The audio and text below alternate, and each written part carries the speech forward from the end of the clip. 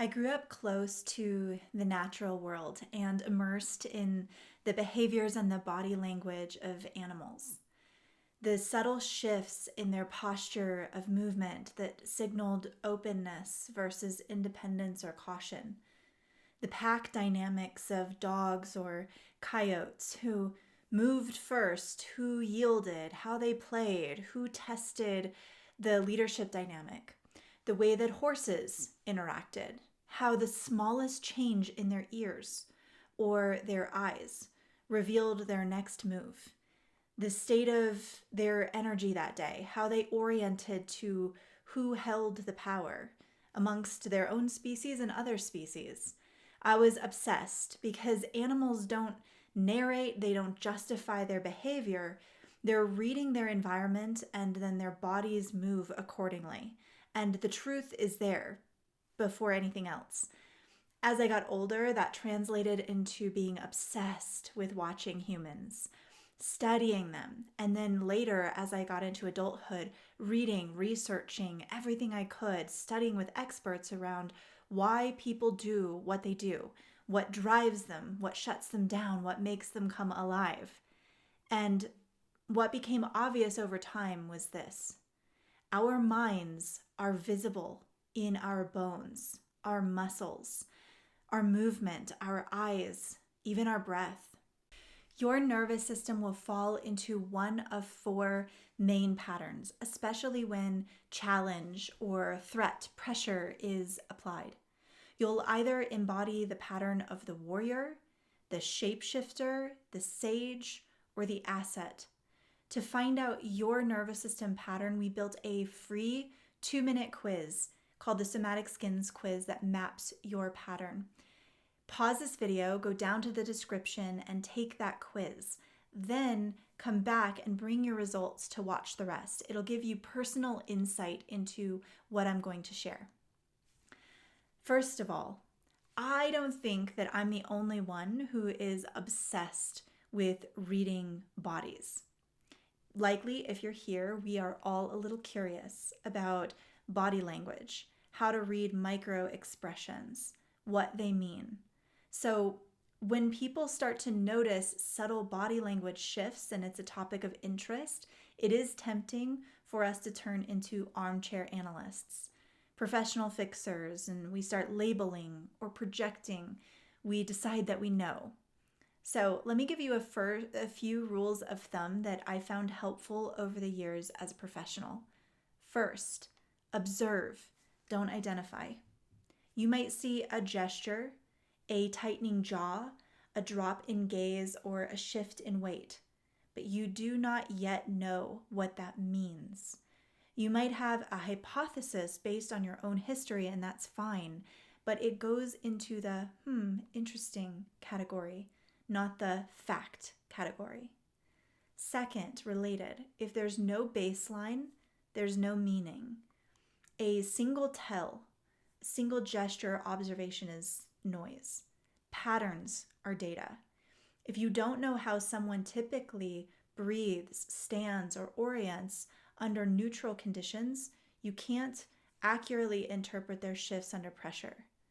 Third, accuracy requires risk of getting it wrong. I lived in this weird hedging space for years, worried that I would misjudge or I'd be wrong professionally. But at that point, I had already trained for decades. I was highly observant and highly accurate. And when I made a read, especially with clients, more often than not, it was correct because I had a calibrated baseline of experience. That doesn't mean that I was always right, nor am I always right to this day. It means that I'm willing to test a perception in service of truth, not ego. So in other words, I'm willing to get it wrong in order to get it right. And then fourth, consent and context matters.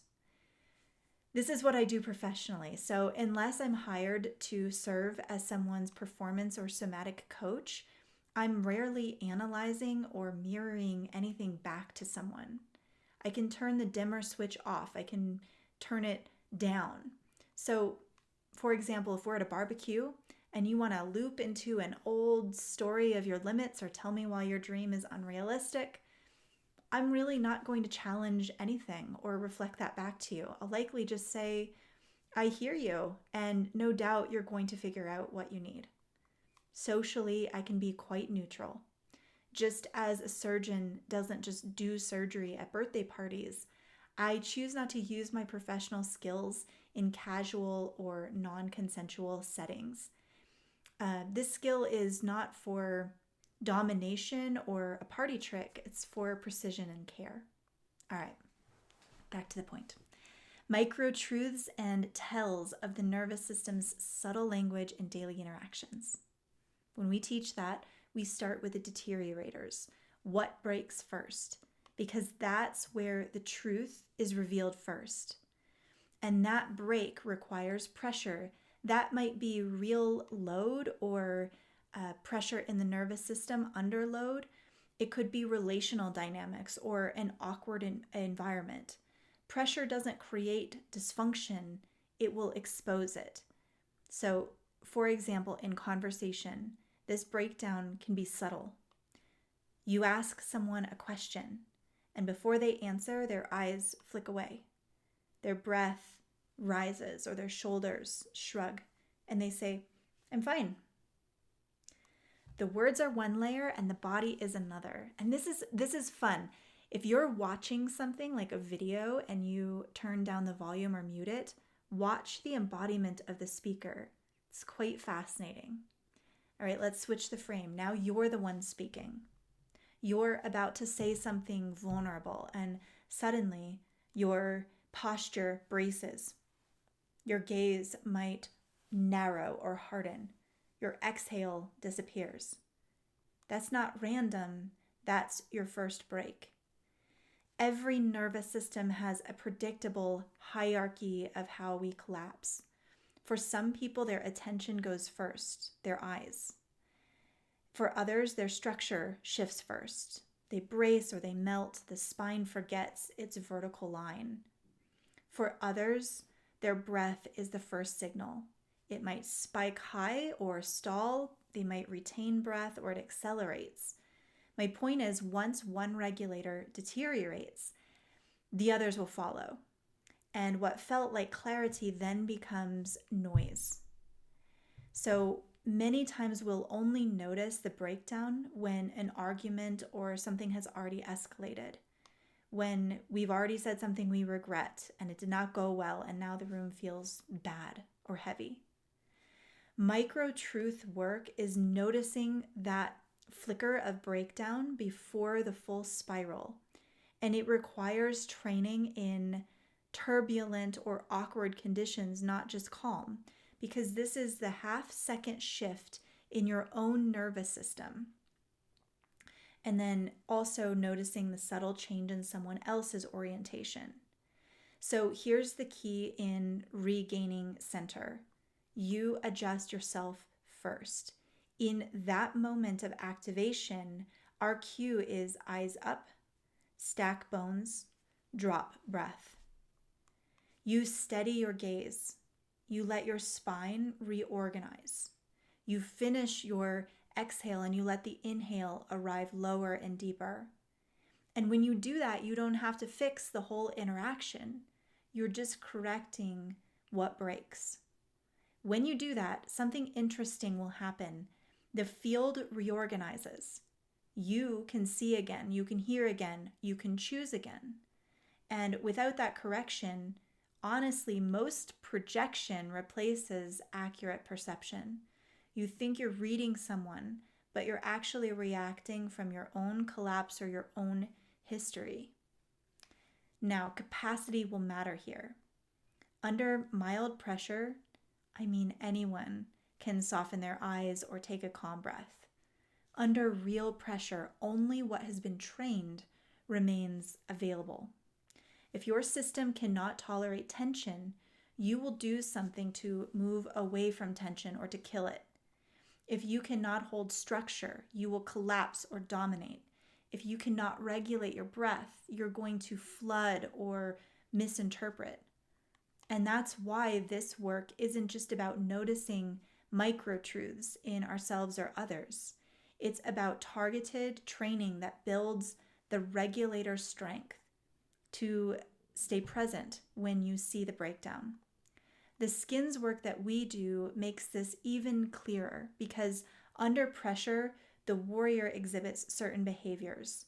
Like, for example, the warrior might stiffen, the shapeshifter disperses, the sage withdraws into analysis, or the asset merges or over accommodates. These aren't personality flaws or labels or problems to solve. They're predictable distortions when your regulators start to slip.